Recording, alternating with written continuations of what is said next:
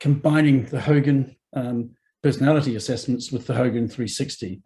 So I'm going to be making some assumptions that most of you will know how to both understand and interpret each tool and deliver the feedback. So we won't focus so much on that sort of information. All right, so let's kick off. I'm happy to answer questions.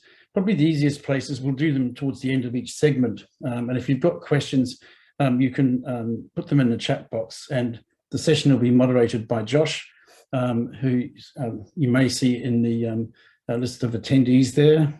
You might see his smiling face coming back at you. So he'll manage that process as well. Hang on, so here we go.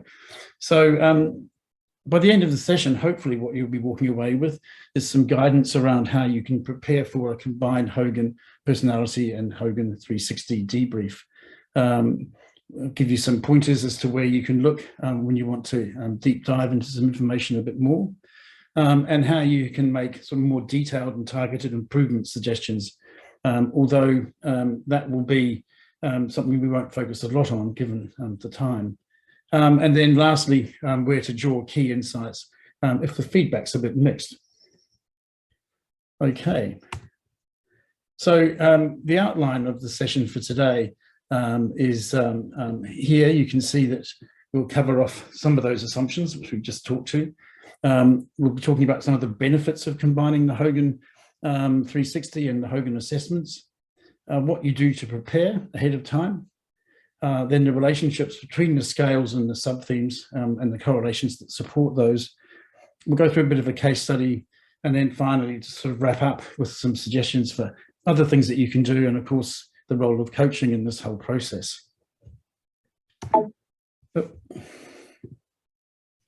So the assumptions I've mainly talked to will sit around what that you all have some knowledge of both the Hogan 360 and the Hogan personality assessment, and you'll be able to ascertain insights on the individual's current role and context, their level of self-awareness and their reputation.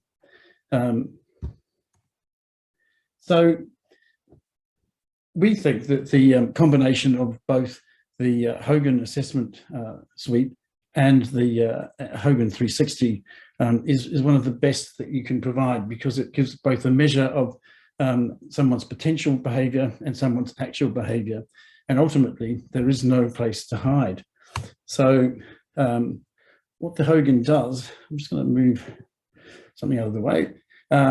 What the Hogan 360 and the Hogan personality assessments will capture is the complete person. So the 360s capture the what, what a person actually does. So it reflects their performance and their reputation at a given point in time. And personality assessments explain the why certain behaviors are being displayed. You can get the likely behavior with the HPI and the HDS, and the idealized self with the MVPI. In terms of some of the benefits, well, one of the best things about the Hogan 360 in conjunction with the Hogan personality assessments is that you've got immediate confirmation of whether or not the predicted behavior from the assessment tools is actually being seen by other people. In other words, how it's playing out. A lot of work-related behaviors, like leadership, can be learned. It's an observable, measurable, and improvable thing. So a strong sense of self-awareness is evidenced by learned positive behaviors, and some leaders have a difficult time overcoming their dark side derailment issues. So we get a sense from the 360 as to whether or not people, A, understand what's going on, what they're doing to manage that, and how successful they are at it. So personality and 360 assessments together unlock that sort of self-awareness and the extent to which somebody actually makes use of that information. It helps the person effectively manage their reputation. But ultimately, it all takes focus, motivation, deliberate practice, and support. And the Hogan 360 is critical to bringing some of that focus. It requires self-disciplined, requires disciplined self-management of your core sort of personality and the application of the things that you've already learned. And we can see some of those key themes in the bubbles there. The reputation of a leader is their most important asset. The best leaders care more about their teams than themselves, and the team's culture and performance is a reflection of the leader. So some of the benefits that the Hogan 360 brings, and I'm not going to go through all of these in detail, but you can see a number of those listed here because it brings the real self and helps build the ideal self. I think that's one of the key themes. It measures self-awareness by comparing self-ratings with the other selected raters. One of the unique things about the Hogan 360 is that we have a manual of reliability and validity, and not many 360s come with that. And certainly that means also that the competency framework that it's built on has a lot of validity and reliability statistics available. We've got global benchmarks across industries, job levels, and top quartile percentiles, strengths and opportunities tables. There's a 7-point scale that best captures the external benchmark percentiles as a single score, which we'll see. There's lots of white papers, extensive research, plenty of support materials, and there is some flexibility around customization, although clearly we can't customize the main questionnaire too much, otherwise that will compromise validity and reliability. So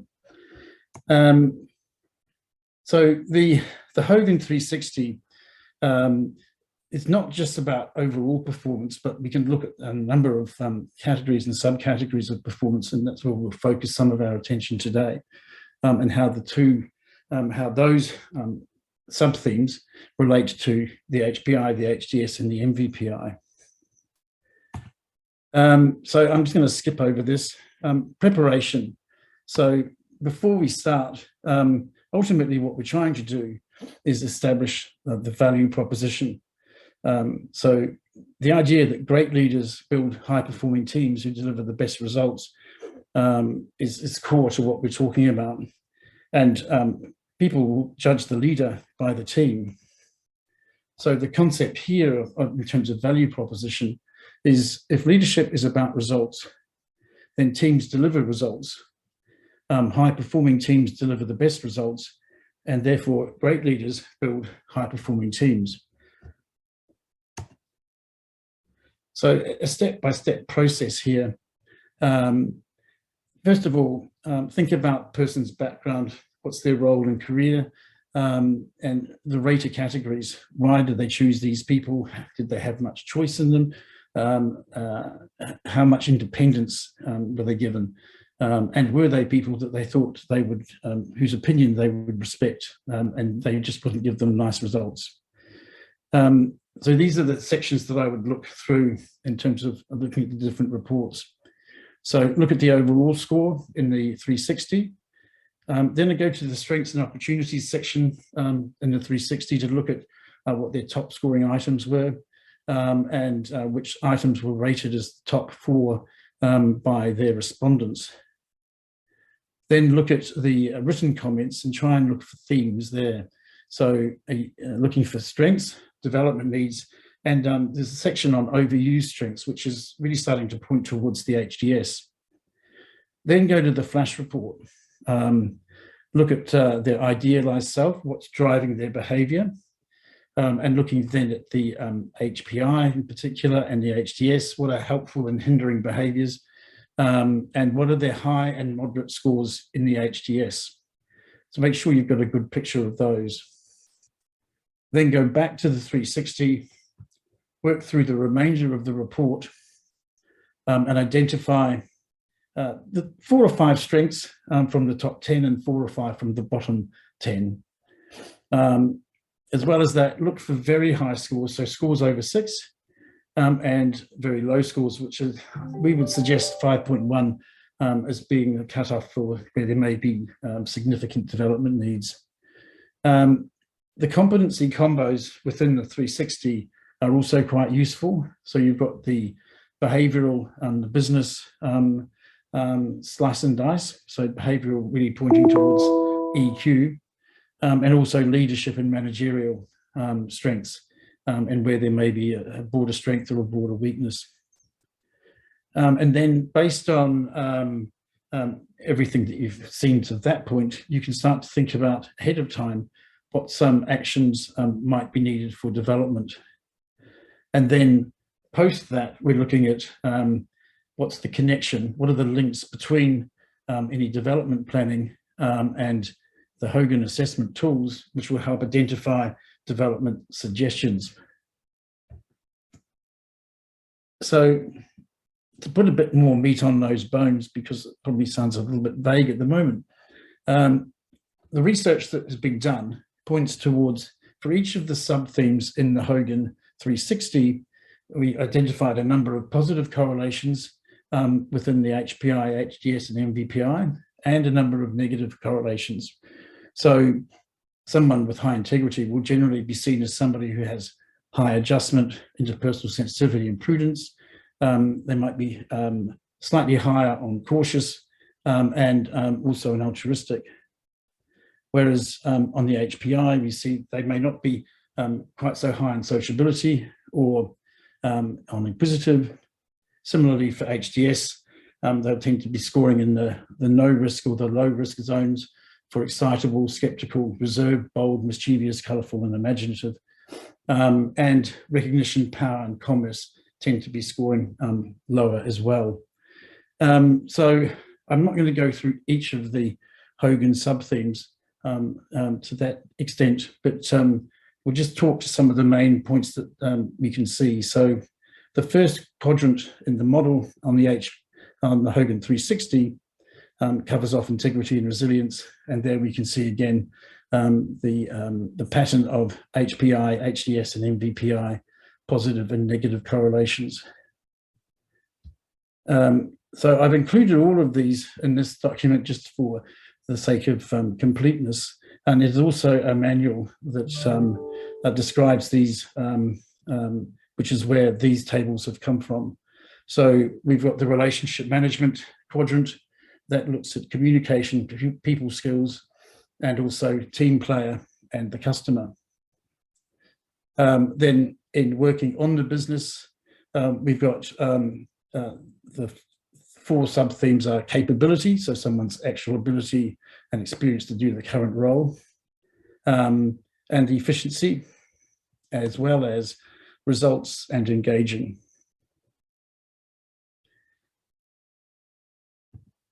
Then the last quadrant is working on the business.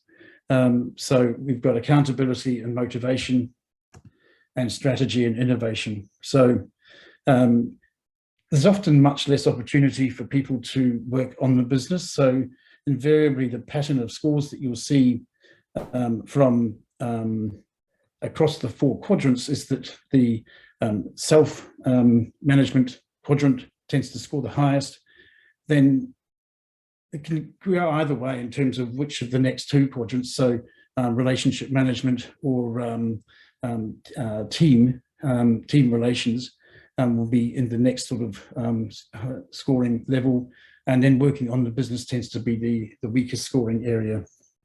This will obviously vary from individual to individual and reflective of the kind of work that they've been doing.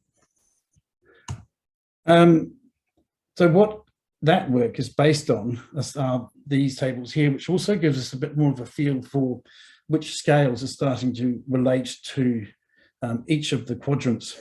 So you can see those that are marked there by green have a strong positive relationship with that quadrant. Those marked in the lighter green, the relationship's just not quite as strong. And then in the red, it's a stronger negative relationship. So as the score goes up, the score in the quadrant tends to go down. So for sociability, a high score tends to reduce self-management scores. And then you can see there's a pink there, just one in this case, between inquisitive and relationship management, where there's a negative relationship as well, but not quite as strong as the one between sociability and self-management. If we wanted to, we can also dive into the detail here, which starts to give you a sense of which items are correlating with each of those, each of the HPI scales. So you can either look directly at the item and know the score that somebody got, and then get a sense of how that's contributed to the relevant part of the subscale. So these tables can be found, and there's another paper that describes all of this information in much more detail, but I've included a couple here just so you can get a sense of some of the questions from the Hogan 360 that relate to each of the HPI scales, and as we'll see with the HDS as well.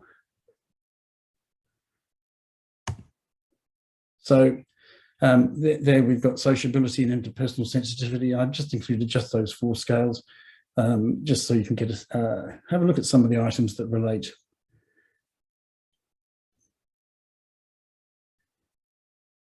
All right, and so with the HDS, we see another set of patterns. You'll notice that most of these relationships are negative. So in other words, as the scores on the HDS scales go up, then the scores in the Hogan 360 drops down. And this is particularly for the first 5 scales, so the moving away scales.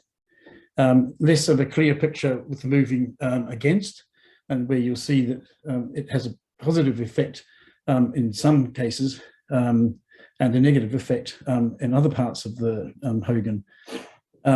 So what emphasis you'd put on here would be partly dependent on the role, a person's seniority. So if it was a senior role for somebody whose responsibilities were more strategic, then you might look more importantly at these other scales, mischievous, colourful and imaginative, in terms of giving those a bit more weighting.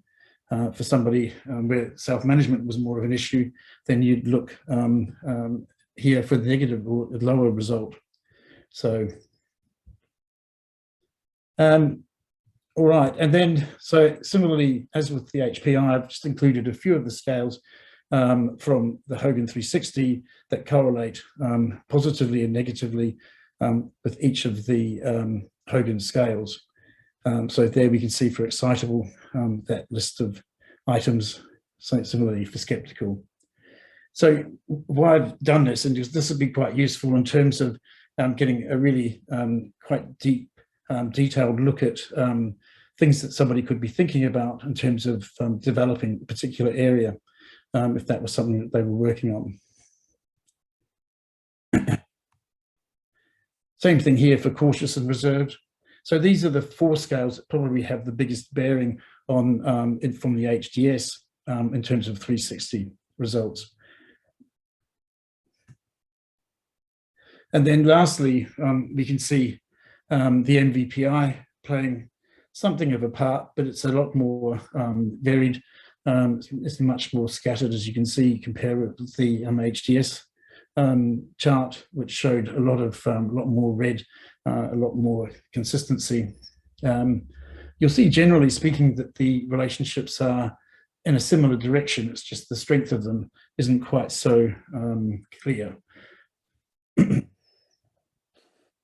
I haven't, because of that, I haven't included any of this MVPI scales, because you really need to be thinking quite specifically about how that related to a person's particular development need. So perhaps I'll pause there before we go on and look at a particular case study to see if there's any questions that anyone had. Thanks, Greg. Nothing's been raised in the chat yet, but happy to open to the group if anyone wants to come off mute and raise a question.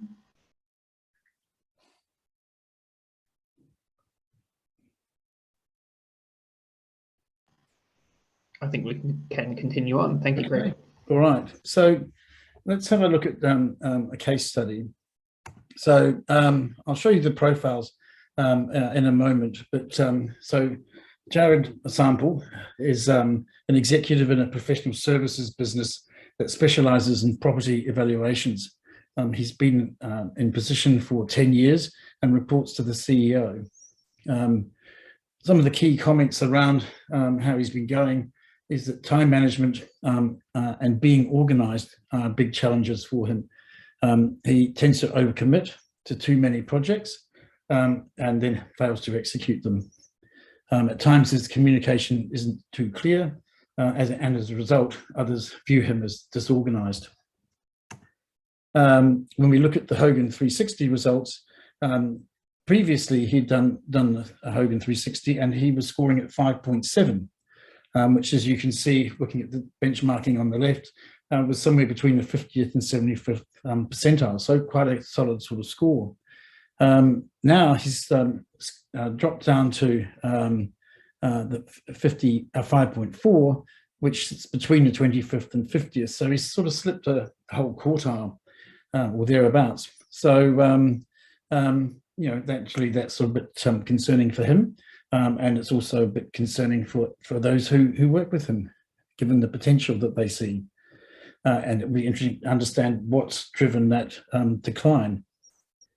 When we look at his strengths, based on the ranking that was given for by everybody on the questionnaire, on all of the questions, his number one was has strong people skills. The second was works hard with a strong work ethic. Third was has solid technical ability, experience and knowledge, and fourth was builds effective relationships. So this is the section where people are given a set of descriptors. They're asked to choose 4 and then rank them, and that's how the score gets calculated. His development needs were needing to improve his time management and organizational skills, and you can see that a total score of 43. So that's pretty high score. If you compare that with 24 in your strengths, it suggests that there's a lot more spread in terms of where his strengths were. So in other words, it wasn't such a clear number one for people, but given 44, that suggests that a lot of people were choosing this or putting it somewhere on their top 4 list. Then stop taking on too much and spreading himself too thin was the second highest rating item. Communicating better, the third, and being more action oriented and making it happen. And by then you can see that the total score has dropped right down to 10. So really just a few people have selected that, but the other people will be selecting other items. And if we go back to here, to the top strengths, again, we see a narrower spread of those scores too, which tells us that there's a bit more variety in terms of what people are saying he's good at. But these were very clear, there's very clear agreement about what his opportunities for improvement were. So if we look at this table here, so this is just a summary table of the leadership competencies from the Hogan 360. And what we can see there is, I'm just going to move something out of the way because I can't quite see it properly, well, what I think would be his strength, main strength there being, if we talk about scores being over 6, so capability would be his strongest scoring competency. Then his near strengths, those are arbitrarily chosen scores above sort of 5.7, 5.8. And so there are 3 competencies that would be regarded as near strengths. And then the development needs would be scores under 5.1. And you can see there that there's not too many under 5.1. So I've just highlighted a couple: efficiency and a motivation, which sits at 5.1.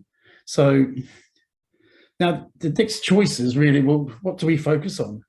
Do we focus on his strength? Well, no, you probably wouldn't want to continue to build someone's strengths, but it certainly makes sense that somebody continue to keep focusing on it. Or do you focus on development needs or some near strengths? So I took the view that if we look at his actual key development needs, one is efficiency and one is motivation. but I thought that because there were no particular strengths in relationship management, and normally we'd expect to see some strength in this quadrant, that maybe we could focus on that. But again, this is a somewhat arbitrary decision.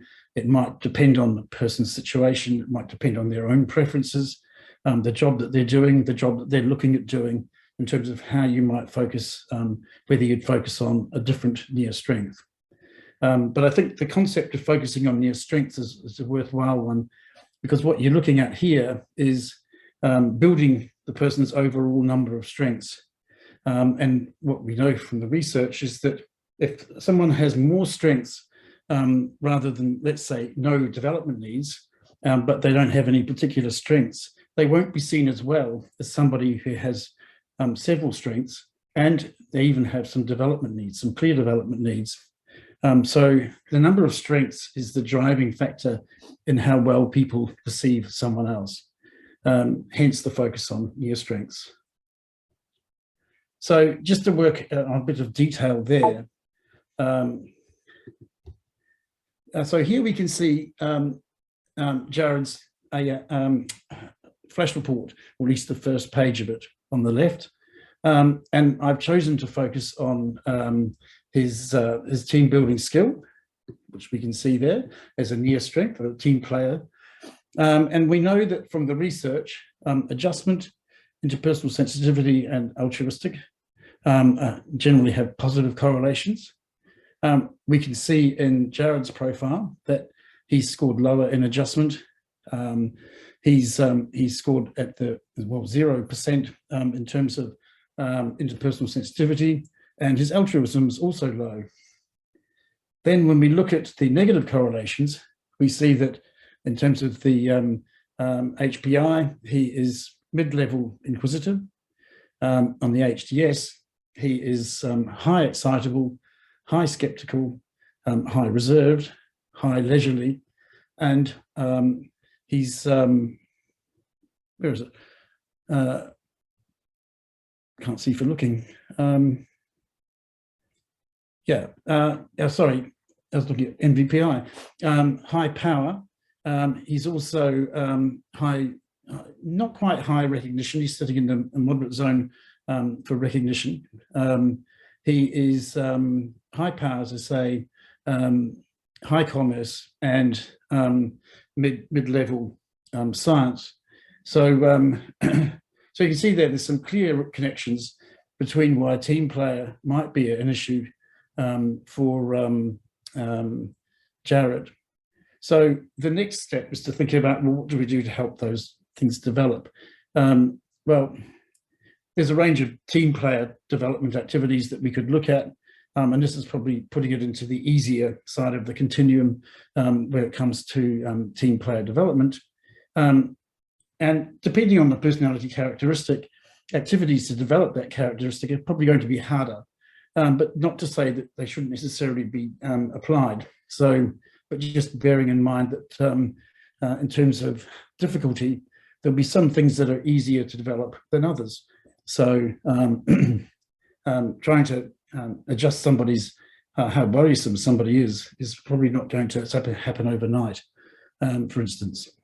So some of those things could be moderated, and we know with the HDS that people can manage some of their the negative aspects of high HDS scores, and awareness is one of the keys to that understanding and developmental change.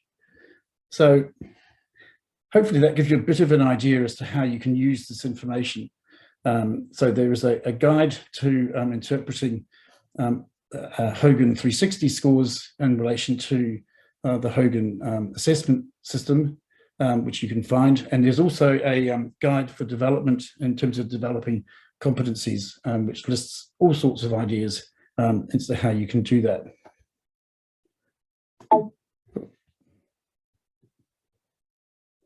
So actually, perhaps before I go on there, I might pause here in case there are any questions just in terms of that process.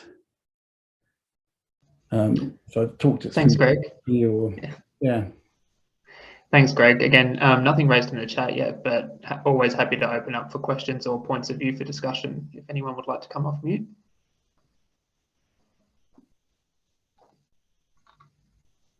All right. Okay. Now, there's some other steps towards development that you can always be considering.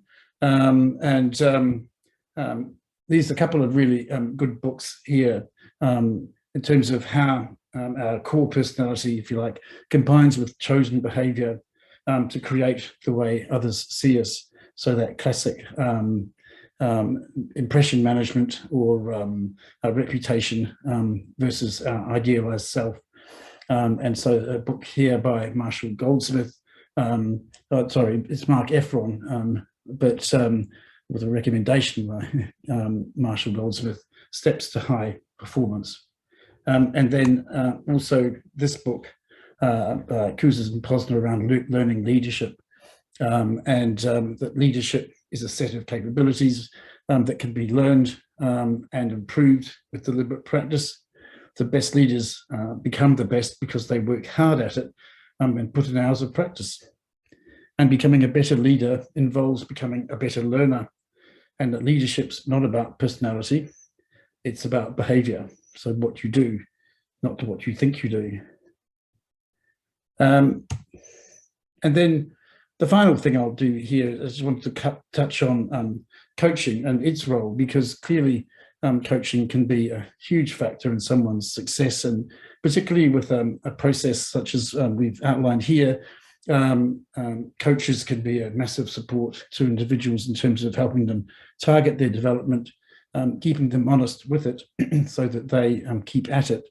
And of course, that's something that Peter Berry Consulting has invested in a clear sense of focus, especially over recent times. And we can see there that organizations are increasingly using 360s. So in one survey recently, Coach Source, 92% of organizations use a 360 feedback tool. And amazingly, 71% use not just any old personality assessment, but they use the Hogan personality assessments. So that's obviously shown clear preference there. Excuse me. So the use of the Hogan assessments is far ahead of other assessments, including things like Myers-Briggs and a DISC. And I'll conclude with this comment by Peter Berry, which is, give me a manager's Hogan, give me a manager's Hogan personality assessment and their Hogan 360 results, and they have no place to hide.